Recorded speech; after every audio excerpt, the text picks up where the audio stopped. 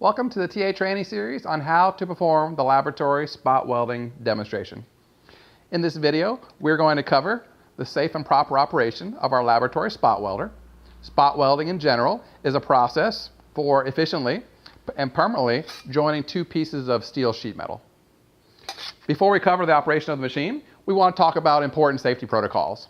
As always, when working in our laboratory, you must wear proper pants and footwear, as well as safety glasses.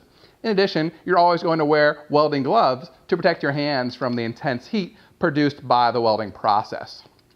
In addition, when using the spot welder in particular, you'll notice it has two tongs, which we'll talk about shortly. However, with the tongs, you only want to bring your workpiece into contact with the tips of the tongs. So in this case, if I demonstrate, I'll bring the tongs down to the workpiece. You only want to contact in the area where you desire to make the weld. You never want to bring your workpiece into contact with other portions of the tong, and the same applies to your body. Just hold on to the parts with the gloves. Don't bring your hands into contact with the tongs while performing the spot welding operation. Now let's talk about the different parts of the machine. To start, we have the power control, which is used to switch the machine on or off prior to each work session, and the time adjustment knob, which is used to adjust the duration of each spot weld so we can tailor the machine's use to different gauge sheet metals. Next, we have the two electrode tongs, which are used to fuse the workpieces together.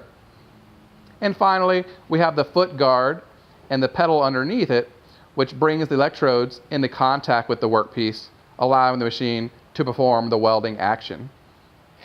Finally, let's cover the actual operation of the machine.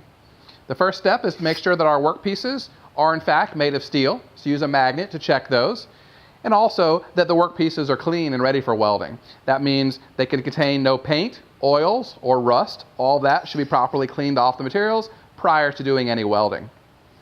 Coming over to the spot welder, we need to turn the machine on using the power switch, and then we need to check, and if necessary, adjust the time showing on the time adjustment knob. Typically, we're going to set that knob for somewhere between 1 and 1.5 seconds to account for the different thickness materials that we use in the lab. Once we've checked the time, we bring our two workpieces into position. If necessary, we can put a clamp on them to hold them in the right position, and then we bring them over to the spot welder, resting them on the lower tong. Once we have the parts where we want them, we use the pedal on the bottom of the machine to gently bring the top tong down towards the workpiece. In this case, just lower it to the point that it actually contacts the top workpiece, and then stop. Do a final check on position, and now as I lower my foot further, it's going to turn the spot welder on. So I'll demonstrate. The spot welding takes place, and as you can see, I haven't moved. The timer shut the machine off on its own after the proper duration elapsed. At this point, I raise the pedal, it raises the top tong, and then I can take my workpieces out of the spot welding machine. Okay? In this case, we have produced one spot weld. Now I'm going to demonstrate for the camera. One spot weld is usually adequate for you to take your materials over to your workpiece or over to the workstation once they cool and check fitment to make sure that everything's in the proper location. However, one spot weld is also weak when it comes to actually using the parts. So in many cases, you can actually break the spot weld pretty easily, as you can see here. So for the purpose of the training video, I want to show that. However, once the group or once you are sure of where you want to put the part, I'm going to repeat what I just showed you. Bring the part into contact with the lower tong, bring the upper tong down into contact, make any final adjustments, perform the spot weld. In this case, I will raise it, and I will move to another location on my part and place at least 2 spot welds on my part. The more spot welds, the stronger the piece is going to be. 3 or 4 is usually the limit at which we're not going to really gain too much more strength.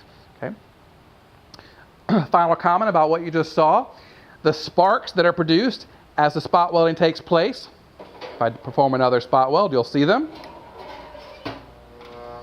You'll see the sparks at the end, And that actually tells you that the timing on the machine was set perfectly. If you never see a spark, that means that it never actually melted the two pieces of material into one consistent pool. However, if you see sparks for more than half a second, it means that you've got the timer set a little bit too high. So that's the easiest way to know how long should the time adjustment knob be set for.